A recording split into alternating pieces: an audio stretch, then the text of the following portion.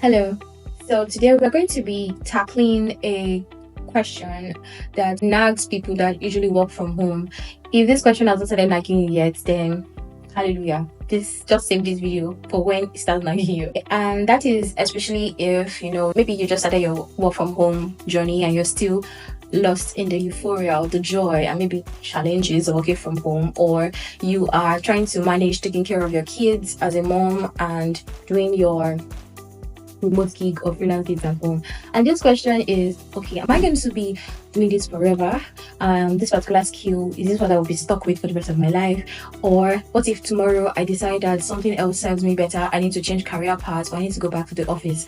What do I do? Does it mean that I have failed and so I just wasted my time working from home?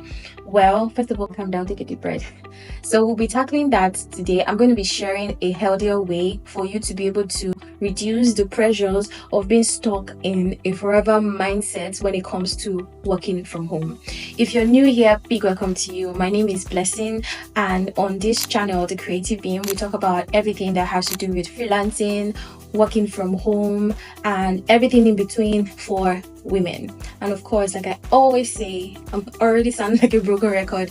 If you're a guy, you're free and welcome to grab a seat and stay. Okay, so let's get right into today's video.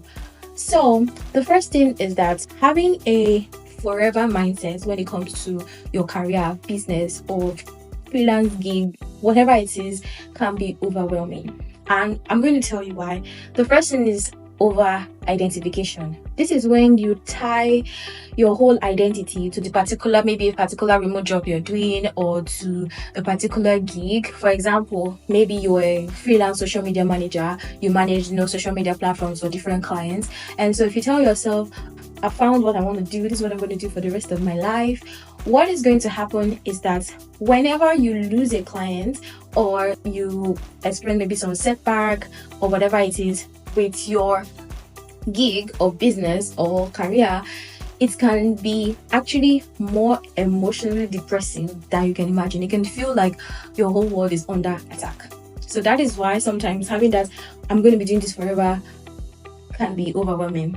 Another thing is the fact that market shifts. The job market is always shifting. For example, you're having like a decent remote job, is going good, and then all of a sudden, if the company is not like, okay, sorry, now we want everyone to stop working from home, you need to come back to the office, and you're like, I don't want to go back to the office.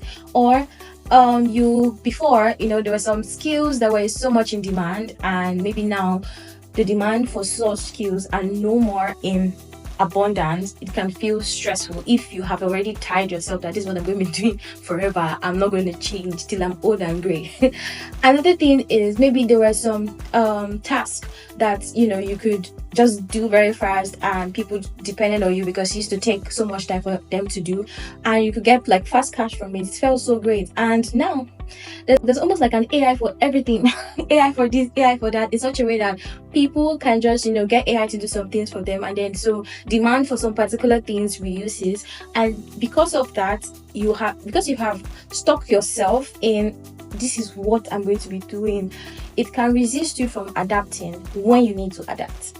The third issues with being stuck in the forever mindset is life changes.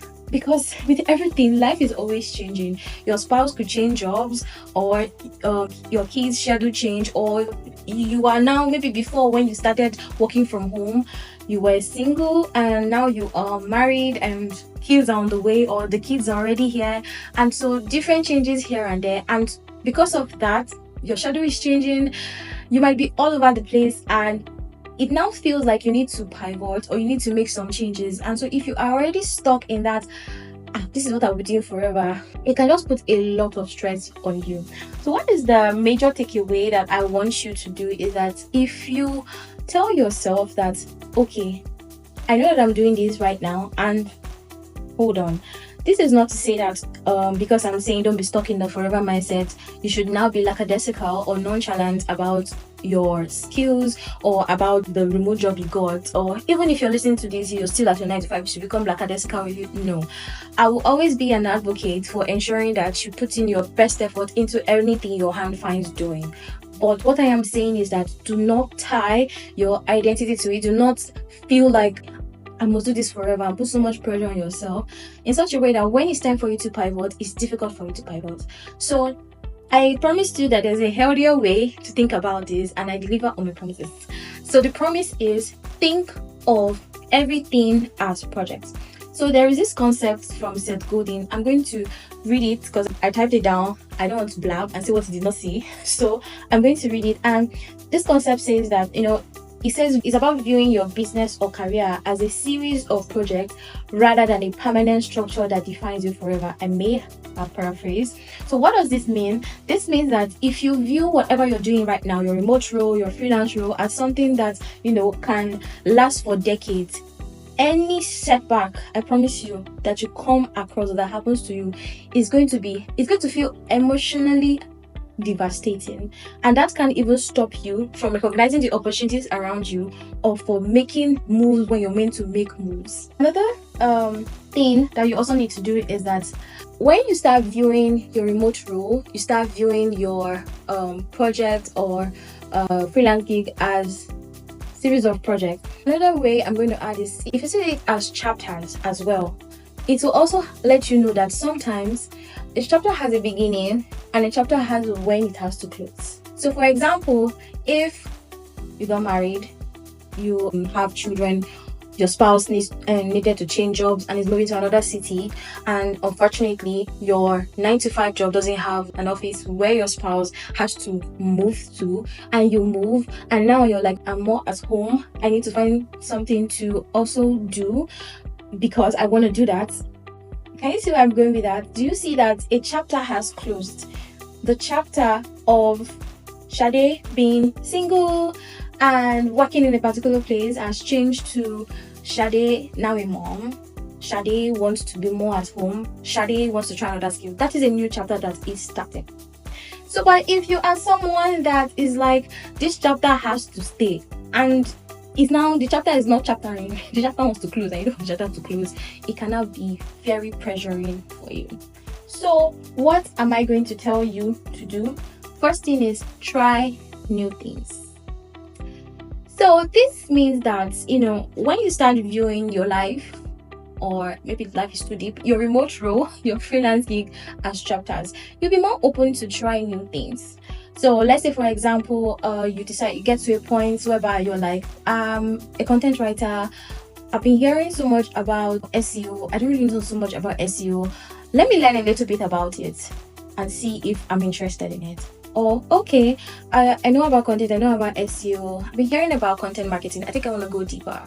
And I can give you a personal example for myself, how I went from blog writing into content marketing to copywriting, and now I'm in a role that is more into marketing. I did not tie myself to just content writing at a point in such a way that I said no, I can't let it go. If not, it would have given me the opportunity to want to try other things and also adapt and pivot as needed. Second thing is that welcome endings. As I said before, when a chapter starts, it has to end. So when a chapter is closing, allow it close. Sometimes some chapters will close temporarily, some are going to close for good. But when you see everything in your life, as in your work from home journey, as stepping stones, you will know that, okay, these chapters are just temporary stepping stones, not prisons, not something that is permanent. It's something that should define my life. So if today you're like, this work from home arrangement is no more serving me, I need to go back to the office, it's okay. Or, oh, I need to start something entirely different, it's okay. It just means that chapter has served its purpose. The next thing is growth. And this is linked to what I just said about the fact that you should try new things. When you try new things, you also see growth in such a way that you decided that I'm no more interested in writing. I want to now develop my passion in design or in web development. Do you understand? So just know that life is a long journey, and everyone watching this, I pray we all live long lives. So life is a long journey, and until the end of your book, which is the day that you are old and gray and ready to be it's your loved personal savior, it's okay if your life changes. Well, I have been working from home for 7 years now, and I can tell you for a fact that I am definitely not the same person that started out in 2017 or 18, I can't remember, but one of those years. And that has been because I did not stay stuck to a forever mindset. So the three things I just wanted to do from time to time is, number one, check with yourself. Is there anything that I'm enjoying about my role right now, or do I feel it's draining me? I'm not enjoying it. It's only because of the money. The second thing is make sure you keep an eye on the market. It's possible that with the skills you have, there are even other better roles that could serve you. And lastly, I'm going to say that you should maintain a small savings or emergency fund. I always say this, so that if you need to pivot, maybe you're doing a 9 to 5 and now you want to start working from home, if you have an emergency fund, it will cushion the effect of transferring.